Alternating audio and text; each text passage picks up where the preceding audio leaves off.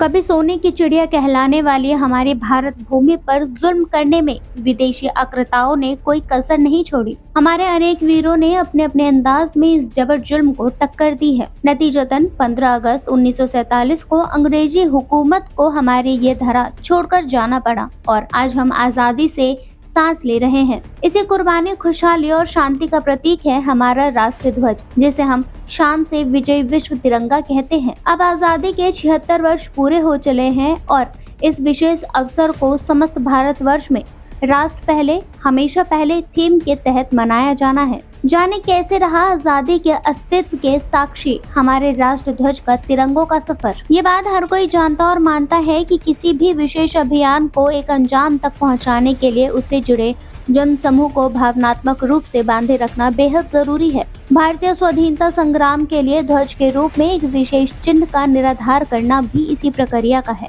आजादी की भावना को लेकर 1906 में कोलकाता में भारत का जो पहला राष्ट्रीय ध्वज फहराया गया था, उसकी संरचना मौजूदा समय में हमारे दिलों पर राज कर रहे तिरंगे से कहीं भिन्न था। इस तिरंगे में हरे, पीले और लाल रंग की पट्टियां थी। ऊपर की हरी पट्टी में सफेद रंग के कमल के 8 फूल थे। बीच में पीली पट्टी और नीले रंग के वंदे मातरम लिखा हुआ था। सबसे नीचे की लाल पट्टी में सफेद रंग से चांद और सूरज बना था। परंतु वर्ष 1907 में निर्वासित कर दिए गए मैडम बीकाजी कामा और उनके कुछ क्रांतिकारी साथियों ने भारतीय स्वाधीनता संग्राम का दूसरा नया झंडा प्रस्तावित किया। पेरिस में फहराए गए भारतीय राष्ट्रीय ध्वज के इसी दूसरे स्वरूप में केसरिया, पीले और हरे रंग की 3 पट्टियां थी। बीच में वंदे मातरम लिखा था। वहीं इसमें चांद और सूरज के साथ 8 सितारे भी शामिल थे। लेकिन यह सफर यहाँ कहाँ रुकने वाला था। 10 साल बाद 1917 में देश के लिए एक और नया झंडा प्रस्तावित किया गया। डॉक्टर एनी बेसेंट और लोकमान्य तिलक द्वारा फहराए गए इस झंडे में लाल रंग की 5 और बीच बीच में हरे रंग की 4 पट्टियां थी। झंडे की दाईं ओर काले रंग की त्रिकोण बनी थी। वहीं बाईं तरफ के कोने में यूनियन जैक भी लगा था। इसके अलावा चांद और एक तारे के साथ इसमें सप्तऋषि को दर्शाते 7 तारे भी शामिल किए गए।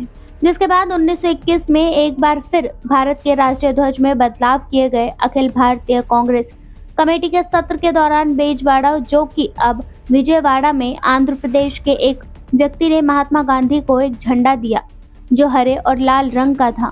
गांधी जी को ये झंडा पसंद आया, लेकिन उन्होंने इसमें थोड़ा बदलाव करते हुए सबसे ऊपर सफेद रंग की एक पट्टी और जुड़वा दी। साथ ही देश के विकास को दर्शाने के लिए बीच में चलता हुआ चरखा भी दर्शाया गया। 1931 में प्रस्तावित स्वाधीनता संग्राम के प्रतीक ध्वज का 5वां स्वरूप कुछ अलग ही था।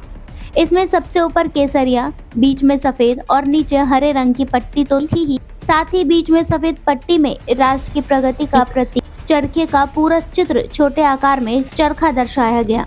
इंडियन नेशनल कांग्रेस ने झंडे के इस नए रूप को आधिकारिक तौर पर अपनाया था। फिर जब 15 अगस्त 1947 में स्वाधीनता संग्राम का परिणाम निकला, तो उस वक्त आजाद भारत को राष्ट्र ध्वज के रूप में जो चिन्ह प्राप्त हुआ, यही वो विश्व तिरंगा है। जहां तक बदलाव की बात है, इसमें चरखे की जगह नीले रंग के मौर्य सम्राट अशोक के धर्म चक्र की मिलती है। 22 जुलाई 1947 को संविधान सभा की बैठक के आजाद भारत के लिए नए राष्ट्रीय ध्वज स्वीकार किए गए। पिंगली वेंकैया द्वारा तैयार हमारे झंडे के इस प्रारूप में केसरिया, बीच में सफेद और नीचे हरे रंग की पट्टी समानुपात में है और ये अब हर हिंदुस्तानी के दिल पर राज करने वाला तिरंगा है। Bureau report, MG media news.